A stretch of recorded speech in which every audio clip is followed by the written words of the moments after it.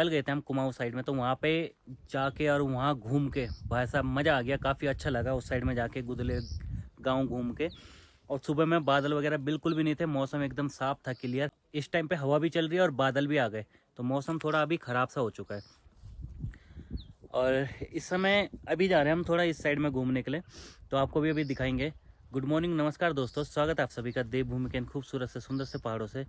तो चलते हैं, हमारे साथ टीम भी जा रही है अपनी, ये टीम है।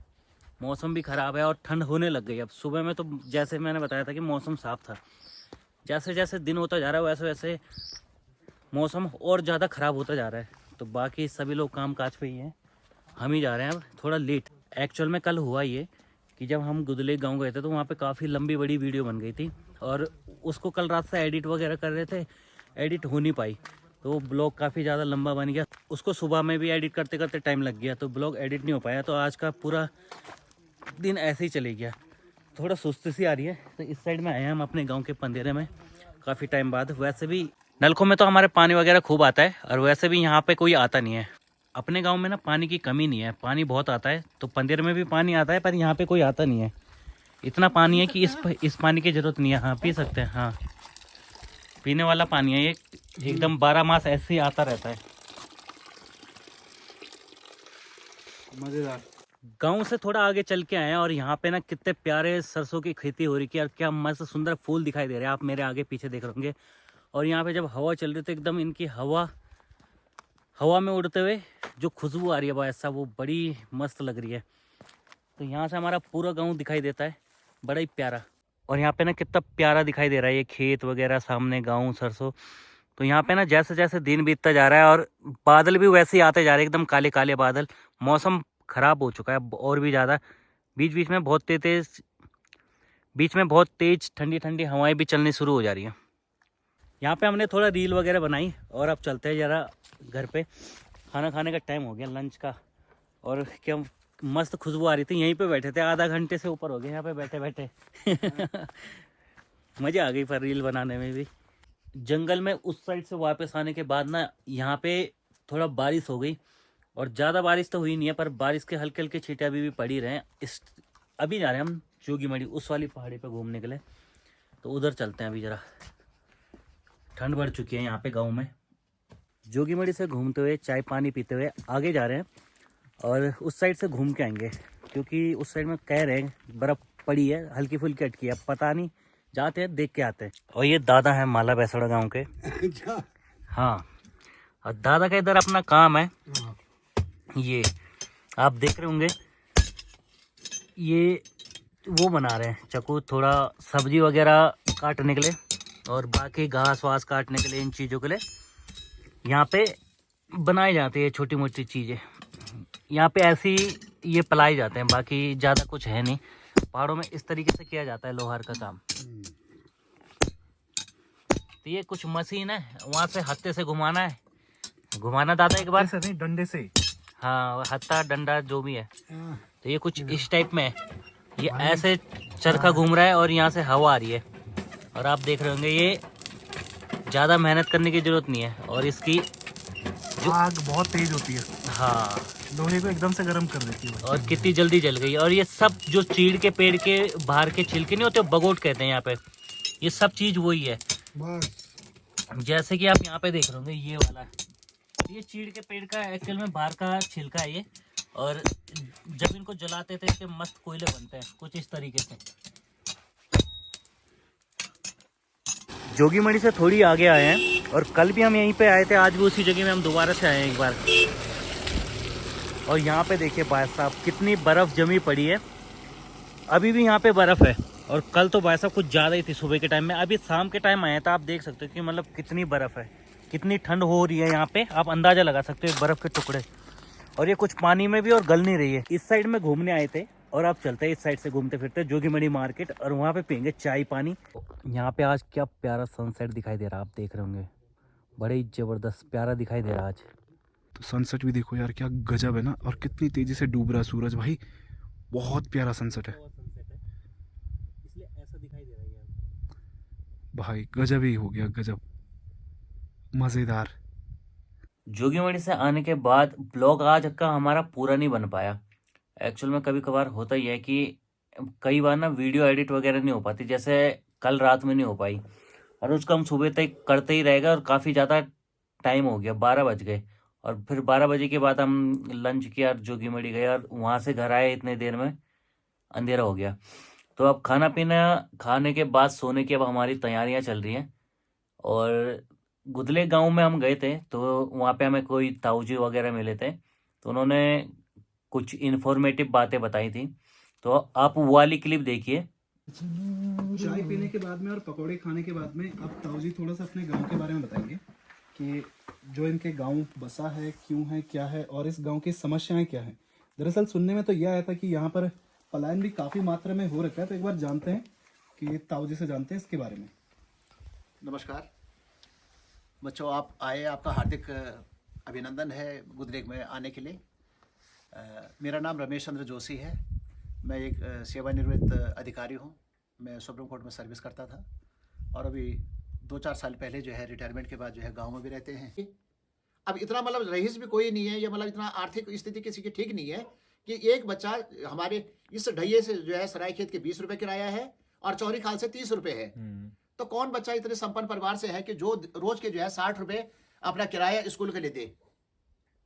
तो यहाँ पर क्या है कि या तो बच्चे अपने घर में बैठ के 10वीं के बाद, और या जो संपन्न परिवार थे, संपन्न परिवार ही कह सकता हूँ कि जो प्रदेश में जिनको जो है सुविधाएं थी, वो अपने बच्चों को जो है शिक्षा के लिए जो है उच्च इंटरमीडिएट एजुकेशन के लिए जो है यहाँ से क्षेत्र शहर में ले गए। लेकिन सबकी स्थिति एक जैसी नहीं है। मेरा तो प्रशासन से ये निवेदन है कि यदि शिक्षा विभाग के मानक आपके हैं कि जमीन की कोई मतलब समस्या है कि आपको 8 नाली भूमि चाहिए, ना भूमि चाहिए, यदि उससे कम कहीं पर है किसी उच्चतर माध्यमिक विद्यालय की, यार वहां पर इंटरमीडिएट की क्लासें संचालित करने के लिए मतलब उचित तौर पर देखो विषय के अनुसार वहां पर यदि जगह है कक्षाएं संचालित करने के लिए, तो अपने मानकों में संशोधन करना चाहिए शिक्षा विभाग को। यदि वो मानकों में संशोधन करेंगे तो उन बच्चों को वहीं पर जो है सुविधा मिल जाएगी, पलायन भी रुकेगा इसका मतलब, और छात्रों की संख्या भी बढ़ेगी।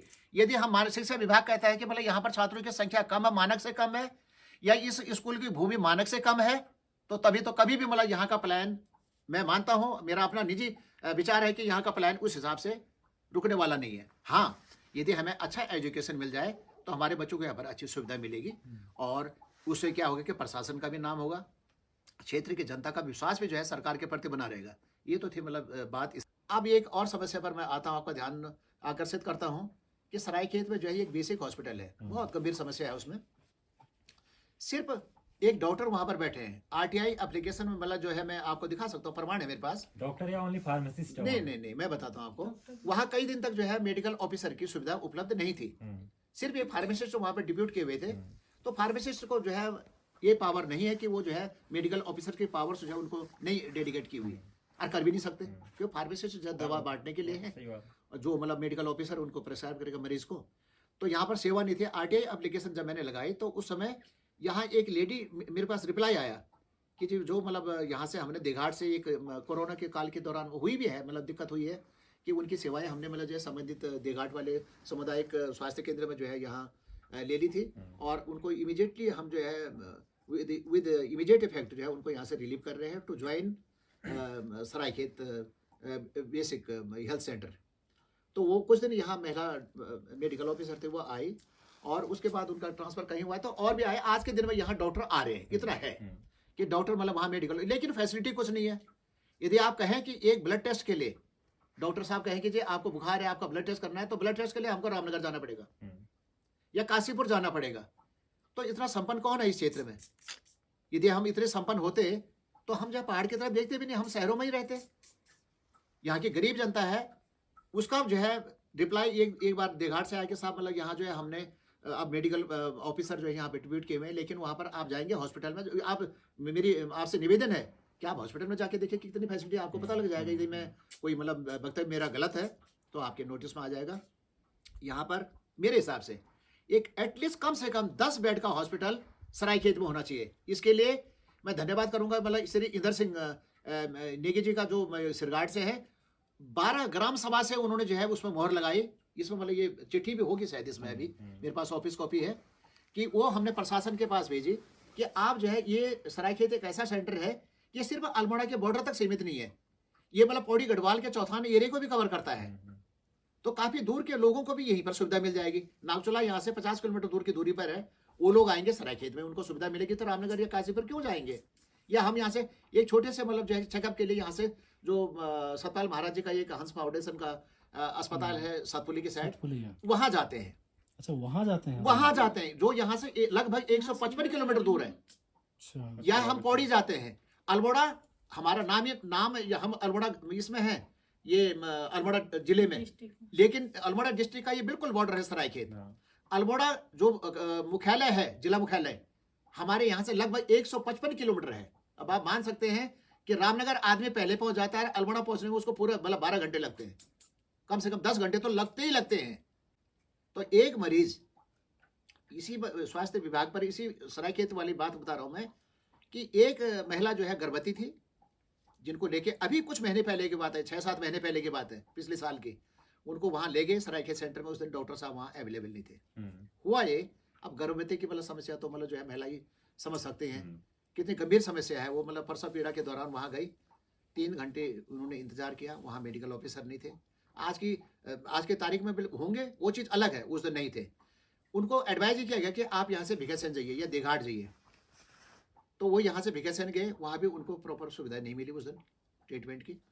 जब वो उस महिला को लेके गए तो नेशनल कार्बेट है चिमटा खाल, वहाँ पर जो है मतलब बस में मतलब वाहन में जो है उनकी मतलब डिलीवरी हो गई।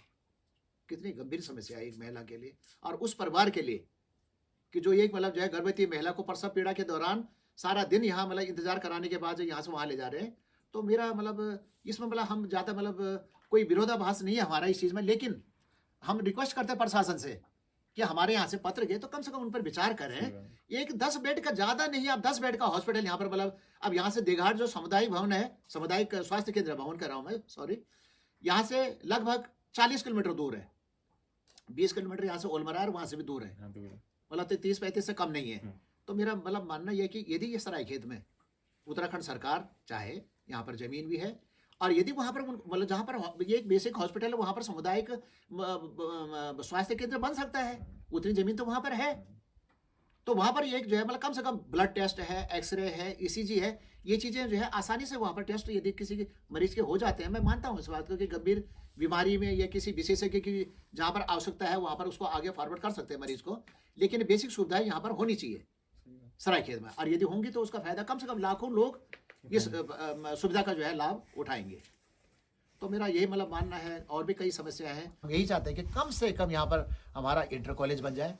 पानी की समस्या भी है लेकिन आ रही है, लेकिन ये आइए मैं दिखाता हूँ आपको। ये स्वजल वाली है, ये स्वजल वाली, तो ये तो जो है अभी चल रही है। इसका हमने मतलब अपने पैसों से वहाँ पर स्रोत की जो है रिपेयरिंग करवाई है, और ये प्रधानमंत्री घर जल मिशन की योजना है, जो ठेकेदार ने जो है 2-2.5 साल हो गया है इसको कंप्लीट नहीं किया। तो शायद उसकी हमने मतलब अभी मतलब उनके अधिकारी आए थे विकास खंड से, ये देखिए आप आपके सामने। मैंने इसमें खुद काम किया है। ये सुनील ने इसमें काम किया कोई है। दिहाड़ी नहीं किसी मिली। आज तक वाला कहीं की जो है ना कहीं की मजदूरी भी उसने नहीं दी ठेकेदार ने। ये योजना 2.5 साल से लटकी पड़ी है। अभी विकास खंड विकास से जो है आए थे जो विकास अधिकारी है, प्रशासनिक अधिकारी हमारे गाँव में, क्योंकि प्रधान नहीं है, प्रशासनिक अधिकारी आए थे, उनके संज्ञान में हमने इस चीज़ को डाला कि भाई आप उसके अगेंस्ट जो है एक्शन लीजिए, और जो यहाँ गरीब आदमी जिसने उसमें मजदूरी की है उसकी मजदूरी भी मतलब उसका भुगतान कीजिए, और नहीं तो उसकी जो सिक्योरिटी होगी उससे काटिए, उसका पेनल्टी इम्पोज कीजिए। पेनल्टी इम्पोज होगी, जो पैसा आएगा वो जब यहाँ उनका भुगतान होना चाहिए। मतलब तो इसके लिए उनका वो जल योजना मतलब पाइप लगा दिए। उन्होंने हमें ये कितने महीने हो गए पाइप लगे हुए? 2.5 साल 2.5 साल। बाप रे। जो पिछले साल मतलब गर्मियों की योजना शुरू हुई थी, और उसके बाद जो नीचे वाला हुआ जैसे उसको तो 1 साल हो रहा है। 21 के बाद 21 से शुरू हुई थी, 21 जून से शायद, मई या जून से, तो 22 भी गया, 23 भी गया, 2.5 साल तो हो मेरे ख्याल से, 2.5 साल से ऊपर ही हो 2.5 साल से ही गया। है, आपके देखो। सामने है ये घर जल मिशन, जो प्रधानमंत्री की मतलब ये एक कल्पना है उनकी, कल्पना है। बहुत अच्छी सोच है सही उनकी बात है। कि हमारे देश का विकास हो। तो इस हिसाब से तो मतलब राज्य सरकार को भी इसमें ध्यान देना चाहिए। लेकिन जो पिछड़े वाले हमने एरिया में प्रशासनिक उनमें अधिकारी दिख के रही है नोटिस सारी पर लाए हम चीजें इस चीज को। कि मतलब वो क्या कह रहे थे कि चीज़ है। हम मतलब जो है उस ठेकेदार का जो है यहाँ ठेका जो है कैंसिल करेंगे और किसी दूसरे को जो है मतलब दूसरे चीज को कंप्लीट कराएंगे। तो हमने ये रिक्वेस्ट की जितना जल्दी हो सकता है करना चाहिए, कार्य को जो है पूरा करवाना चाहिए प्रशासन को, और जिससे जो है इस योजना का लाभ भी मिला। लाभ भी मिले। क्योंकि अब हम ये तो चाहते कई हैं, काम तो ताऊजी ब्लॉक से अपने आप ही करवा अब के वो ये है ना कि करें। रुको, कई काम तो ताऊजी ने अब करवाए। कई चीजें ऐसी है ना कि मतलब हर चीज के लिए तो दौड़ भाग हम नहीं कर सकते। अब हमारे यहाँ तो प्रधान भी नहीं है, हमारे ये गुजरी की सबसे बड़ी समस्या है। अटल बहुत बहुत धन्यवाद। तुमने कितने महीने काम किया इस पे? मैंने इस पे किया होगा भाई, मतलब मैंने 10-12 दिन काम किया इस पे, सीरियसली में। अच्छा। और 10-12 दिन काम किया, 1 साल के राउंड हो गए, लेकिन कुछ नहीं मिला, किसी को भी नहीं मिला, डिस्ट्रिक्ट से इस किसी को भी नहीं। तो गांव और क्षेत्र की कई समस्याएं हैं कि जो मैंने अभी आपसे पहले जिक्र किया। तो ये जो है अल्मोड़ा ज़िले में सरायखेत कस्बा है हमारा, जो बिल्कुल सीमांत क्षेत्र है, अल्मोड़ा ज़िले का सीमांत क्षेत्र है। और सियालदे तहसील के जो है ब्लॉक खंड विकास और तहसील सियालदे हमारी, उसके अंतर्गत ये गांव आता है, जिसके बारे में मैंने आपको बताया। तो मैं ये चाहता हूँ कि निवेदन हमारा यही है प्रशासन से कि वो मतलब जो गंभीर समस्याएं हैं जनहित में, हम ये नहीं कहते कि मैं गुदरेग के बारे में कर रहा हूँ कि सब कार्य हमारे गाँव में कर दो, आप हमारे क्षेत्र में कर दो, कहीं भी कर दो नियर बाय, तो उसका फ़ायदा जो है सभी को मिलेगा। इन्हीं शब्दों के साथ मैं अपनी वाणी को विराम देता हूँ। धन्यवाद आप।